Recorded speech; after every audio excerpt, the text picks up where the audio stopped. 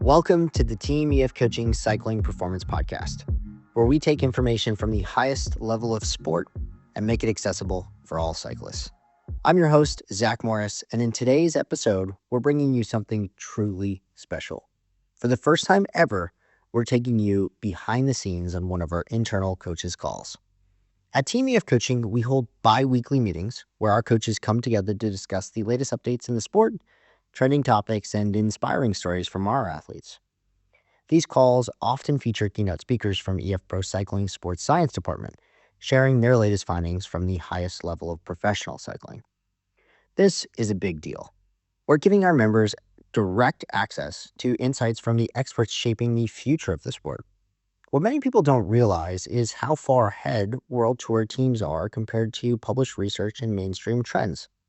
For example, in 2022, Zone 2 training became a hot topic in endurance sports, largely due to the influence of Tadej Pogacar's former coach Inigo San Milan. However, EF Pro Cycling had already been testing this approach as early as 2009 when Inigo was part of our team under its previous ownership. You see, EF Pro Cycling has never been the team with the biggest budget. Instead of spending heavily on star riders, the team CEO Jonathan Vaughters focused on a different strategy, investing in training methodologies and equipment innovation to maximize the potential of more affordable riders. By prioritizing sports science and cutting-edge technology, EF Pro Cycling has been able to elevate their athletes' performance without the hefty price tag of top-tier riders. This philosophy remains at the core of EF Pro Cycling today, with the sports science department being a critical resource. Access to insights like these has rarely, if ever, been shared publicly. However, due to confidentiality agreements and respect for our partners, the original recording of this call has been significantly reduced by over 60%. As a result, you might notice some choppy transitions in the conversation, and we appreciate your understanding. Moving forward, these coaching calls will be available exclusively inside our community app. You can download the app from the App Store or Google Play by searching for Team EF Coaching, or visit us at our website, teamefcoaching.com. While not all calls will be released as podcast episodes, our one-on-one coaching athletes will have full access to these valuable insights through their dedicated coaches. So without further ado, let me introduce this episode's keynote speaker, Andreas Klier. Having been with EF Pro Cycling since his days as a rider in 2011, Andreas now leads many aspects of the team's equipment program. In this episode, he shares upcoming changes to our equipment strategy across our 3 teams. After his presentation, our coaching team engages in a Q&A session to dive deeper into these innovations. We hope that you enjoy this exclusive look inside Team EF Coaching and the world of professional cycling. Because in the end of the day, as every year, when it comes down to material, I do believe, or we as a team do very much believe, that once we find a feature to implement into which season, let's say season 2025, the tricky part is and will always be to implement it throughout the whole rider roster. With having next year a Devo team from last year onwards, already a female team, we're talking about 60 riders. So what we as a team are not doing is focusing on one specific rider and fine-tune him to the max. And his colleagues are just riding with standard material. What we're trying to do is find something which makes sense, which makes them faster throughout the whole organization, and then implement, check if it's actually possible to cover the whole 60 rider group for next season on 59, and then go from there. So what I did this year, for example, not sure if this is interesting for you guys. I've done so in other years too. You can see that, I guess. I just call it the material information sheet. It's a one-pager which goes in the beginning of the year out to all the riders, to all the mechanics, and to all the DSs. And there is, in a very simple way, written down to what material they will have access to. Very, very briefly underneath, you as a rider will also see that there will be 5 road tire pressure groups based on their weight and 3 TT weight groups or TT rider groups also based on their weight on their specific tires and on the specific rim. So to get there, to get to such a simple, actually boring sheet, it obviously takes some research. And for example, we gave it a good thought to split the rider group into 5, depending on their weight, finding an advantage out of it, because as everyone in this group, I believe, know the tires matter. Just have to see here now that I don't open the wrong one. Hold on. Yep, bear with me.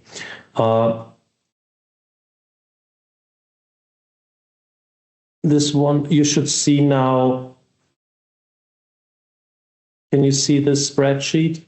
Mm-hmm. Right.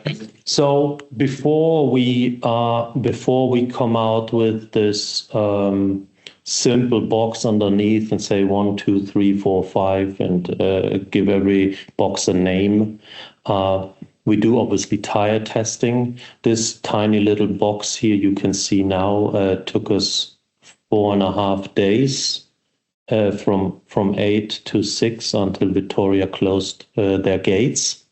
And that's how we test different tires on different rims. And with the outcome, we make a decision which goes then into the next season.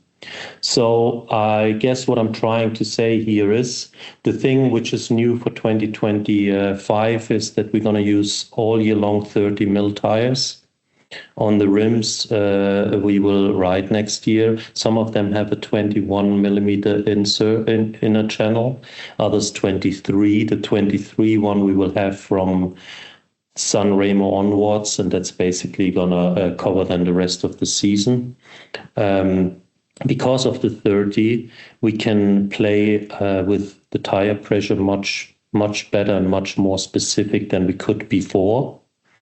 And all of that on top of the frame features and stuff like that is obviously an advantage.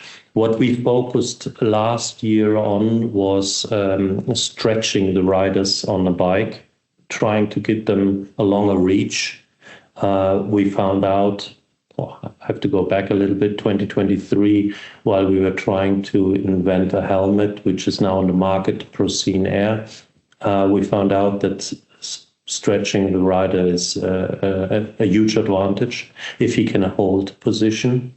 I don't want to drift off here now in aerodynamics, but obviously if we pick material, we pick it performance orientated. So we stretched riders. We had to get them back on the normal position throughout the season because they couldn't handle the position. At the same time, we had this new helmet, and I would say for 2025, the main focus of material does not lay on TT, it lays on road racing. We will also next week during a camp here in Mallorca, we will do track testing, and historically all the teams, they threw left, right and center the TT bikes and extensions and God knows what they're doing. We're going to do road bike testing. We're not going to change handlebars and put them 2 centimeters longer and so on. We're going to work on details because we've done this 2024 already with stretching riders, as I just said. We're going to try to, educate them how to hold the hands in an ideal way. If you want to say so, how to copy paste Ben Healy the best, and with the body structure you have. knowing that you have to put 100% power output, which means that obviously the angle from pedaling and so on is given. But what we also want to do is educate them on how not to wear the radio, how not to wear the helmet, which helmet to wear. That's actually the main focus for 2025 when it comes down to material. Is the basic education is given anyway. Now, knowing the riders from the Devo team a little bit better, I do believe they know more about material and aerodynamics than I do, to be honest. Having emails from people who are 19 saying that they, since 3 years already, are testing whatever which treated chains versus whatever which other treated chains, which I think is great, because then you know in which way cycling is going, and it fits very well into what we are trying to achieve. Talking about treated chains, we will have them also in road racing here and there, not always and not throughout the team. If we ride 4 races at the same time, so let's say you ride Liège, then the Liège team will have access to something like that, and at the same time you ride a semi-important race, and please don't get me wrong, there we will not do so. But as I said, we're going to put main focus on road racing and aerodynamics in combination with material. What we also going to do is we will have X amount of wheel sets in each of the 3 trucks, and trying to cover all 4 programs at the same time, as we're going to do more than 400 races, if I'm right informed, in total with the 3 teams. Those wheel sets, those X wheel sets, will have a tire which doesn't exist yet.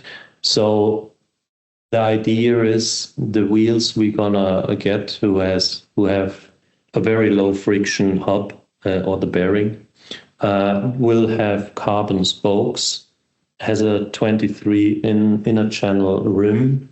They will be mounted, a few of them will be mounted with TT tires, 30 mil.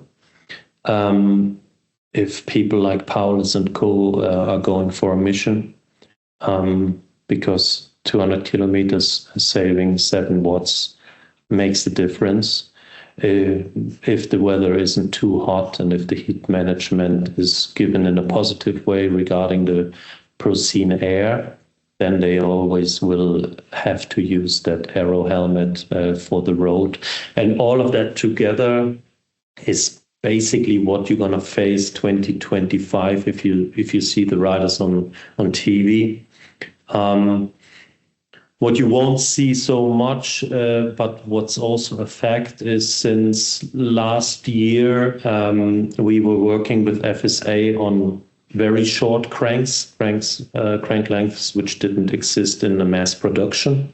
So our riders this year have access from 155, 160, 165, 167.5, which is a popular length, 170, and then the old standard, right? But we barely have people. Actually, we have nobody above 172 cranks anymore, not only in TT, but also road racing. The 155 is less popular as we thought, because when it comes down to max power output, it seems you can see or you can feel it a little bit too much. But I only can say or repeat what riders gave me as an input. A 155 or a 160 crank is nice in a November camp, riding as a group with 15 people. But once you start doing exercises in December, people went back to or 160 or 165. I also believe that not every team has that access from 155 cranks, which is a great tool. On top of that, we're obviously going to play with gears like every team. We started with this already years ago. We have On the road, we will try to implement the 58 if possible on every frame size, which isn't given yet. There has to be some work around the front derailleur. In TTs, we go until 64, and we don't want to go higher. There is discussion around the 68, but I don't believe this will happen any time the next 3-4 months. Let's see. Things are moving the right direction. I think we are not ahead of many other teams as we were 5 years ago with our wheel sets. But we are at the top range of most of the teams. If I say we, Peter Skep and myself, we are fully aware that we will never be at the top and can just sit down on the chair and say, yeah, we made it.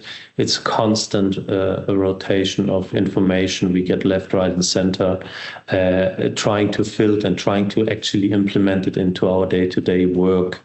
Because as I said before, if you do 400 races with 3 teams, that is obviously not so easy in a time window of 260 days racing a year, right? So. I think that's where I stop. Is this okay, Zack? Yeah, Andreas, that was fantastic. Thanks for sharing all of that information. I think if you wouldn't mind, if we could just open the discussion up to all the coaches that may have some questions. If you wouldn't mind just answering a few questions, I think that'd be great. I try my best. You already covered a lot of great stuff. I think it's really interesting that you guys are using 30 millimeter tires for pretty much everything this year. That's it seems like there's still corners of the sport that haven't quite embraced that yet. So it's fascinating to hear that you guys are full steam on that, especially after the extensive testing you've done. So, this is great information for us to share with our clients on kind of a top, like a way to filter down the expertise that you guys have earned through testing and through your experience and share that with them. And that's kind of a gem for us to offer them. So. Yeah, it's a combination, Colby, of the right tire pressure, right, and actually the right rim. But probably if you have a 23 in a channel rim, it doesn't matter from which company, I guess.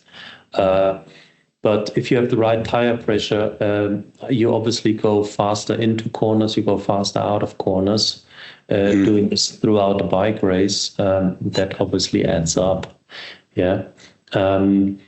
Next to that, if you have the access to this 30 mil TT tire riding in a road race, I think you will have a big advantage, right? So, yeah, we are looking forward to that. In TTs itself, we're going to stay with 28 tires as we also going to ride 21 millimeter inner channel. So it literally goes, it's a combination of, right? If you would look at the test in a little bit closer, the one I shared very briefly, you would see that a 28 tire is here and there, depending on which weight group and which speed, 0.4 watts to 0.6 watts, even faster. But if you put the right tire pressure for that person in the right weight group, it's actually faster riding a 30. So yeah, a lot of thinking and then trying to implement this into, because you obviously can't make 15 weight groups, right? And say to the mechanics, yeah, here you go. But I think with 5, we've done, that's a good alternative to a bigger group. And yeah, it's fine. No, that's good. And do the riders have any input in that? Like, I know for me, I used to have constant discussions with the 6-day mechanics about putting more pressure in than I wanted. And I don't know, there was nothing close to a weight group. I think everyone just got the same amount, which if I remember correctly was like 8 bar or something, which, for 6 days. 400. 400. Yes, 400. And so Daniel was there. He knows. So, especially on some of the tracks that were constructed the night before, sometimes they built a velodrome. So there was sawdust everywhere for the first night of racing, which made things interesting. But I was always pleading to have the mechanic lower the pressure for me because I just felt safer out there. And so will the riders have any input directly, or is it sort of a... No, it's the riders didn't have any input before we put the first wheel sets during November camp. We gave out wheel sets with actually race wheel sets for next year, and we put it on the correct tire pressure. And people like Asgreen, who are very much into material, they were talking about 2 bar more and this, that, and the other. Yeah, and in the end of the day, he very much loves it, and he very much understands the advantage, and also actually he feels it also that it's fast, which is great. It's a great feedback. It's also that you all the work you've done in the background, that also pays off.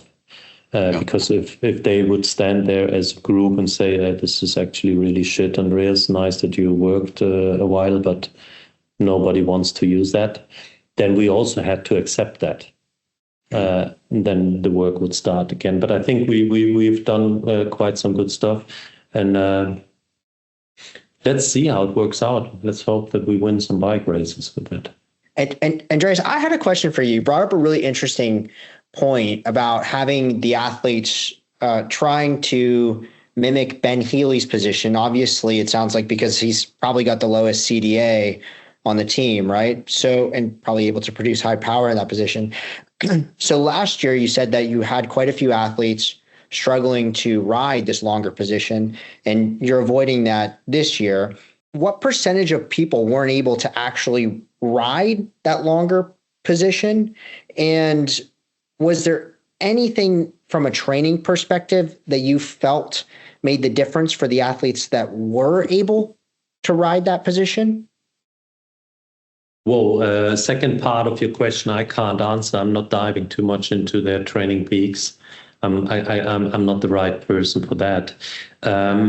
Let's say we placed 10 riders, male riders, 10 male riders on a much longer position. 3 to 4 went back. So yeah, 40% went backwards again, right?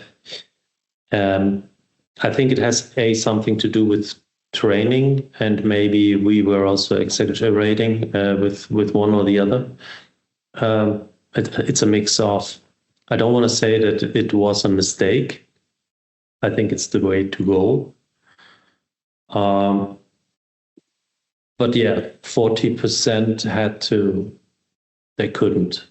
Right, they could ride like this, obviously, and have great values when it comes down to CDA. But once it comes down to 100% power output, and you say, okay, he's on paper, with all of the respect, but he's a helper. So he's riding a 56 chainring, and he's riding a narrow suit, and he's riding a pristine helmet, and we put him on a comes from a 120 stem, we put him on a 140, right? Narrowest bar, shifters in, and so on. That didn't really work out. It was more, I think it was more a fantasy thinking that we say, let's place 3 helpers as long as possible with the fastest equipment, biggest gear, and so on. And that's what I said in the very beginning. I think when you have those ideas, you should think about now, 2025, about 60 riders, roughly. It's not so easy to implement. You can't just go one by one and say, yeah, let's do this with you and let's do that with another person. But I think we're doing good. In overall, we are doing good to very good. But again, I mean, if you guys have an idea, I'm looking for the new tubeless, right? Can't find it. Something which just, is from another planet, that we are much faster than the rest. I can't find it yet. let's see. Awesome. Thanks. I think Daniel Holloway's got his hand up here for a question. Yeah. How much are you guys trying to encourage guys not to train in race equipment, in race tires and race conditions, like aero socks and helmets and skin suits and, carbon wheels, to try to get that sensation of training materials versus race material on a race day? Because I think most of us on this call come from an era of having training wheels and race wheels, and you can feel the difference. Is that still the same psychology, or is everybody trying to just feel like it's race day every day? No, I mean, their training wheels are not from the same quality as the race wheels, for sure not when it comes down to the bearings. They also do have more solid tires, so they definitely will be slower, those tires. On the clothing, I have to say, which might not fit into this topic here, material, right? But heat management versus aerodynamics is the thing we have to discuss, since we are discussing since a year. Obviously, all the aero suits we are wearing, they are not cool. So I do know that they are training with their aero clothing, but not because they want to train faster or feel like in a race, but actually they want to get on top of this heat management, and next to their sauna sessions and stuff. They do train with that. Chad, looks like Chad's got his hand up. Chad, you want to go ahead? Yeah, I'm curious about the tire testing protocol. When you mentioned that there could be a 0.4 to 0.6 watt difference between two tires. Is that only rolling resistance, or does that account for the aerodynamic difference and the full system difference between the two tires? Only rolling. That's only rolling resistance. We make those. Go ahead. And do you see a difference in aerodynamics between the 28 versus 30? And I guess you're also limited in what the bikes can handle, but have you seen the upper limit of tire width, where that starts to drop off?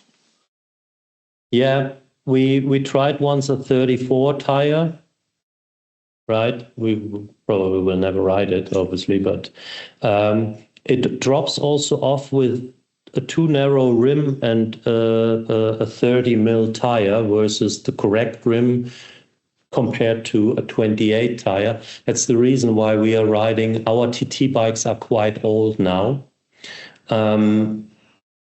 Together with the wheels we having, in combination with the 28 tire, in combination with especially the front wheel in that fork, the fork from Cannondale, that wheel is really fast. If we put there a 32 mil tire in, you see the difference.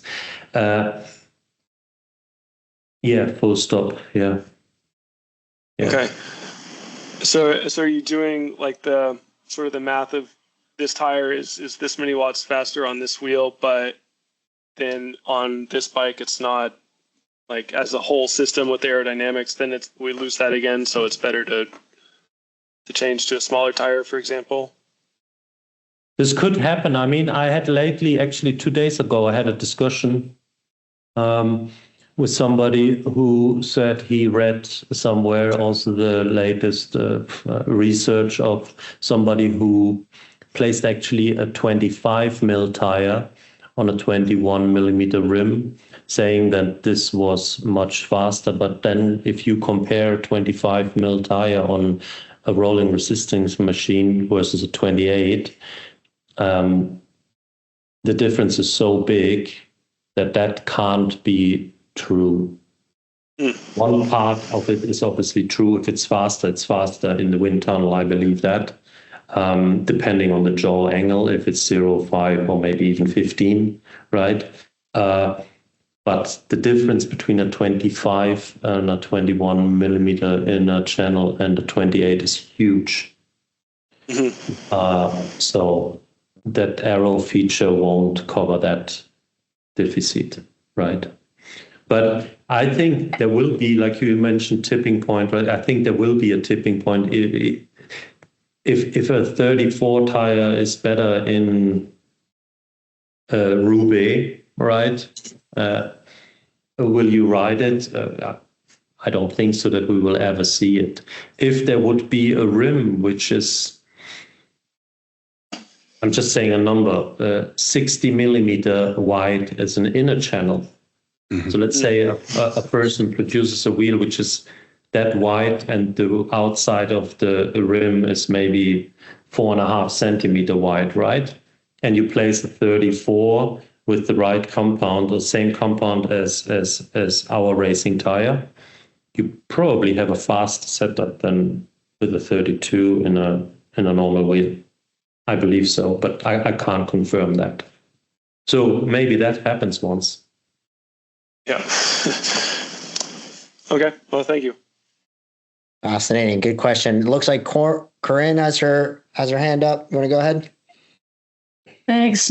Thanks, Andreas, for all the technical info. It's all really interesting. I had a question just coming off the women's team last year.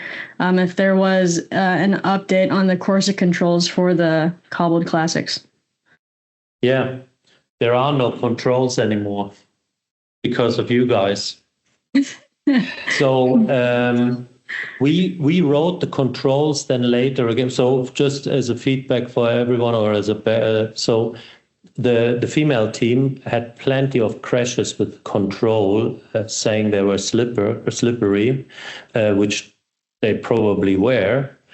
We at the same time also raised it, and it wasn't slippery. Although later in the season, we had those tires in a race in Belgium in the Eneco Tour, whenever late in the season.